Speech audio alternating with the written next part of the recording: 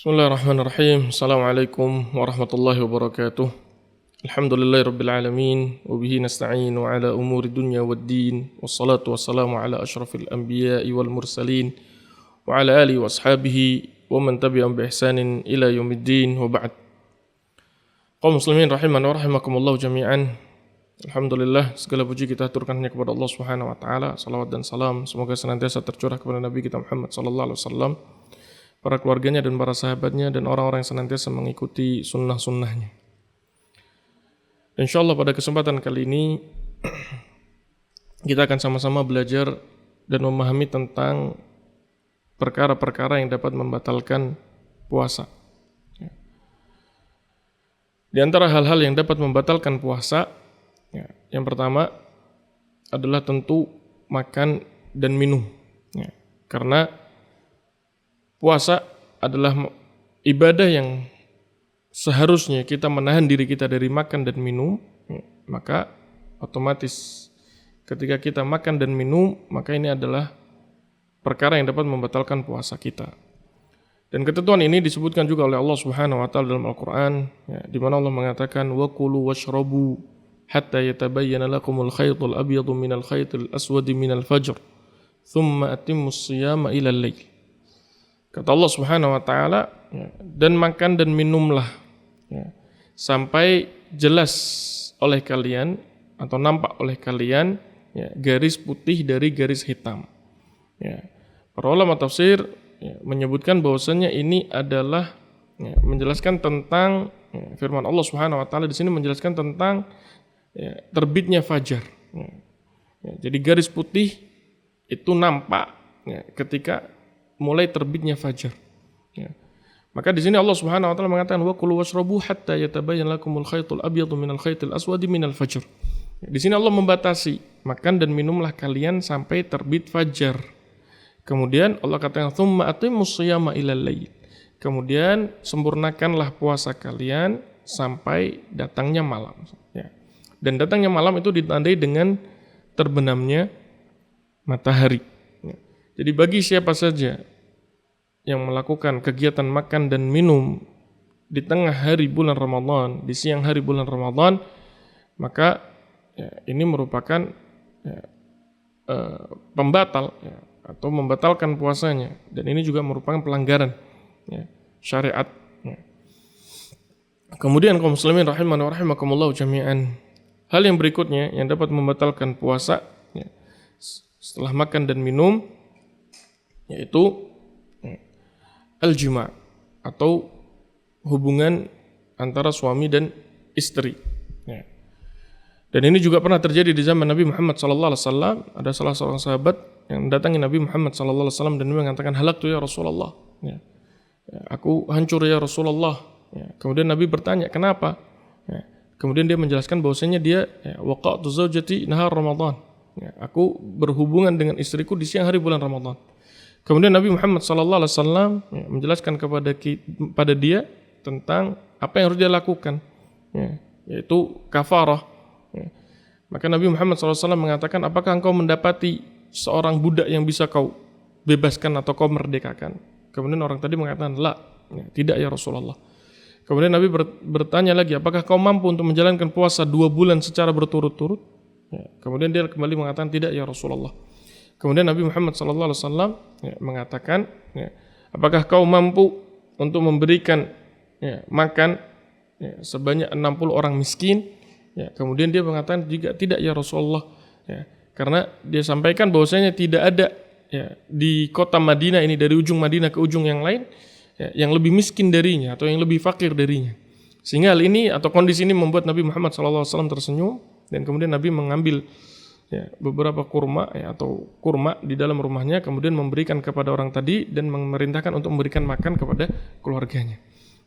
Maka dari hadis ini menunjukkan bahwasannya jima atau hubungan antara suami dan istri di siang hari bulan Ramadan ini merupakan pembatal puasa, dan bagi mereka yang terjatuh maka dia harus membayar kafarat dengan step-step yang sebagaimana Nabi jelaskan di dalam hadis tadi. Kemudian kaum muslimin rahimani wa rahimakumullah jami'an, hal yang berikutnya yang dapat membatalkan puasa adalah muntah secara sengaja. Dan ini juga disebutkan oleh Nabi Muhammad SAW dalam sebuah hadis yang diriwayatkan oleh Abu Daud ya, dan Tirmidzi dan Ibnu Majah dan disahihkan oleh Imam Al-Albani ya, di mana Nabi mengatakan ya, barang siapa yang dia muntah ya, karena memang muntah ya, maka tidak mengapa. Namun barang siapa man istaqa'a ya, barang siapa yang sengaja muntah atau dia buat dirinya untuk muntah ya, secara sengaja ya, man istaqa'a amadan falyaqdi, maka hendaknya dia mengqadha puasanya. Artinya menyengajakan diri atau membuat dirinya untuk muntah dengan sengaja, maka ini juga termasuk dari pembatal puasa. Ya, kemudian pembatal yang berikutnya ya, adalah al-hijamah, ya, berbekam. Dan ini berdasarkan sabda Nabi Muhammad SAW, di mana Nabi mengatakan aftar al-hajim wal mahjum. Ya, berbuka ya, orang yang menghijamah ya, dan orang yang dihijamah. Ya. Walaupun di sini terdapat perselisihan di antara ulama, wallahu a'lam, namun ini juga perlu untuk kita perhatikan. Ya. Atau bagi kita yang ada berniatan atau berencana untuk menjalankan hijamah, maka hendaknya dilakukan di luar bulan Ramadan. Ya. Kemudian pembatalan yang berikutnya ya, adalah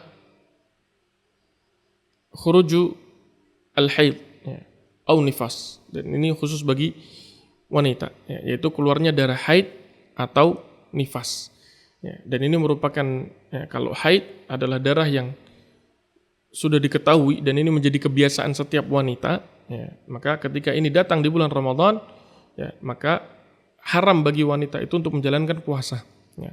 Otomatis puasanya juga batal dan dia terhalang atau tercegah dari menjalankan ibadah puasa sampai dia kembali dalam kondisi tuhur atau suci ya. Dan juga riwayat Aisyah mengatakan ya, umirna biqada'is shaum wala umirna biqada'is shalah ya. Kami dahulu diperintahkan untuk mengqadha puasa ya, dan tidak diperintahkan untuk mengqadha salat. Oleh karenanya bagi wanita-wanita yang datang bulan ya, atau haid di bulan Ramadan ya, maka wajib bagi dia untuk mengqadha puasanya ya. Dan puasa di bulan Ramadan ketika itu bagi seorang wanita tersebut adalah haram untuk dilakukan ya. Dan dia wajib menggantinya di luar bulan Ramadan ya. Kemudian ya, pembatal yang terakhir yaitu adalah ar-riddah ya, atau keluarnya seseorang dari agama Islam, karena ini merupakan ibadah ya, yang diharuskan adanya keimanan ya, kepercayaan kepada Allah Subhanahu wa taala ya, yaitu ditentukan dengan pengikraran dengan 2 kalimat syahadat. Maka bagi siapa saja yang dia keluar dari agama Islam ya, atau terjadinya riddah ini, nasallallahu salamal afiyah, di tengah-tengah bulan Ramadan, maka ini membatalkan puasanya ya, di mana Allah Subhanahu wa taala mengatakan la in asyrakta la yahbitanna amaluk ya, kalau engkau berbuat syirik maka sungguh gugurlah semua amalanmu. Kemudian kaum muslimin rahiman wa rahimakumullah jami'an, hal yang berikutnya yang juga perlu kita perhatikan adalah perkara-perkara yang makruh ya, perkara-perkara yang makruh ya. Tidak sampai membatalkan ya, tapi jika ini dilakukan ini akan ya, terhukumi makruh. Di antaranya adalah madmadah ya, berlebihan dalam bermadmadah atau berkumur ya. Dan itu sebagaimana sabda Nabi Muhammad SAW ya, Nabi anjurkan kita untuk berkumur ketika berwudu ya, untuk ya, berkumur dengan penuh tekanan ya, dengan mubalaghah ya, ketika berkumur. Tapi Nabi larang kita untuk tidak berlebihan dalam berkumur ketika kita sedang berpuasa ya. Jadi boleh berkumur tapi tidak berlebihan ya. Dan apabila ini dilakukan terus-menerus ya, akan menyebabkan atau menghukumi atau hal tersebut terhukumi menjadi perkara yang makruh ya. Kemudian juga yang perlu kita perhatikan ya, perkara-perkara yang makruh untuk dilakukan di bulan Ramadan atau di tengah-tengah puasa di bulan Ramadan, yaitu adalah bercumbu ya, atau ya, berhubungan dengan suami istri, antara suami dan istri ya, karena ini bisa ya, meningkatkan syahwat ya, di antara keduanya ya, dan ini adalah perkara yang tidak sesuai dengan tujuan dari puasa, yaitu menahan dari hawa nafsu ya. Oleh karenanya segala hal-hal yang dapat menggairahkan, meningkatkan hawa nafsu seseorang hendaknya dia hindari. Ya. Kemudian hal yang berikutnya adalah mencicipi makanan. Ya. Jika mereka atau khususnya di para ibu-ibu yang tidak ada urgensi untuk mencicipi makanannya, maka harusnya dijauhkan. Kalaupun ada urgensi dan dorongan harus kondisi yang mengharuskan dia untuk mencicipi makanannya, maka hendaknya dia berhati-hati dan memastikan untuk tidak sampai kepada kerongkongan makanan yang dia cicipi tadi, dan tentunya hanya dijadikan sedikit dan di ujung lidah saja, hanya untuk memastikan rasa atau kadar garam yang ada di dalam makanan. Wallahu a'lam bishawab. Mungkin ini yang bisa disampaikan.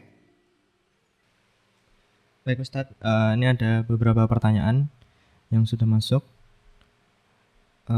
Yang pertama ada pertanyaan dari dia. Izin bertanya, jika mencicip makanan tetapi tidak tertelan, apakah batal puasanya Ustadz? Baik, sebagaimana yang tadi kita jelaskan apabila memang kondisinya itu urgent untuk dia mencicipi, maka boleh, namun tetap dengan memperhatikan. Sebenarnya hukum asalnya ini adalah makruh. Sebaiknya dihindari dan dijauhi. Tapi kalau memang kondisinya urgent, maka dia pastikan untuk tidak sampai kepada kerongkongan. Pastikan hanya di ujung lidah. Wallahu a'lam bishawab. Baik Ustadz, selanjutnya ada yang bertanya, jika mandi pada siang hari lalu sikat gigi, apakah hukumnya makruh atau apa Ustadz? Baik, sebagaimana tadi dijelaskan juga bahwasannya berkumur yang secara berlebihan ini makruh. Namun dibolehkan seseorang untuk menggosok giginya, namun tadi dia perhatikan untuk tidak berlebihan. Sebatas hanya untuk menjaga aroma mulut atau kesehatan mulutnya, maka insya Allah masih tidak mengapa. Namun tetap harus ada batasan yang harus dia perhatikan. Wallahu a'lam bishawab. Baik. Ini ada pertanyaan dari Eko Ananto. Assalamualaikum Ustadz, bagaimana hukum bekam di saat menjalankan puasa? Apakah membatalkan puasa? Tadi juga sempat kita masukkan hukum hijamah ini termasuk dalam pembatal puasa sebagaimana sabda Nabi Muhammad SAW, aftaral hajim wal mahjum. Namun ada juga riwayat di mana yang menyebutkan bahwasanya Nabi pernah berhijamah dalam kondisi berpuasa. Wallahu alam, di sini terjadi perselisihan di antara ulama. Sebagian ada yang membolehkan dengan apa yang dilakukan Nabi ketika berpuasa, dan sebagian yang melarang adalah berdasarkan sabda Nabi Muhammad SAW, man aftara al-hajim wal mahjum. Walaupun sebagian yang dan orang-orang yang, atau para ulama yang mengharamkan atau menjadikan hijamah ini adalah pembatal, dan dalil yang bahwasanya Nabi melakukan hijamah di saat berpuasa, dan ini ada banyak kondisi-kondisi yang disebutkan oleh para ulama. Wallahu alam, yang jelas hukum asalnya adalah agar tidak dilakukan di bulan Ramadan atau pada saat berpuasa. Wallahu alam bishawab. Baik Ustadz, ini juga ada pertanyaan dari Ahwat. Bagaimana jika menjelang waktu berbuka lalu haid Ustadz? Apakah itu membatalkan, lalu apakah tetap mendapatkan pahala Ustadz? Jika datang bulan bagi seorang wanita itu berada di penghujung hari puasa atau menjelang maghrib, namun apabila yang kita harus lakukan adalah ketika memang matahari itu belum terbenam, maka tetap membatalkan puasanya, dan dia wajib mengqadha di hari yang lain, di luar bulan Ramadan. Adapun pahala, maka ini adalah hal yang sifatnya berada di sisi Allah Subhanahu wa taala, namun kita tetap berharap adanya pahala yang telah ditetapkan bagi wanita tersebut. Dan bagi wanita tersebut harus ridha dengan kondisinya, walaupun haid itu datang di waktu akhir hari itu dia berpuasa atau menjelang berbuka. Wallahu a'lam bishawab. Cukup. Baik, semoga apa yang kita pelajari bersama dapat bermanfaat. Kurang lebihnya kami mohon maaf apabila ada tutur kata atau tidak tanda yang kurang berkenan. Dan saya juga mohon ampun kepada Allah Subhanahu wa taala. Semoga bermanfaat. Subhanakallah bihamdik, asyhadu an la ilaha illa anta astaghfiruka wa atubu ilaik. Wassalamualaikum warahmatullahi wabarakatuh.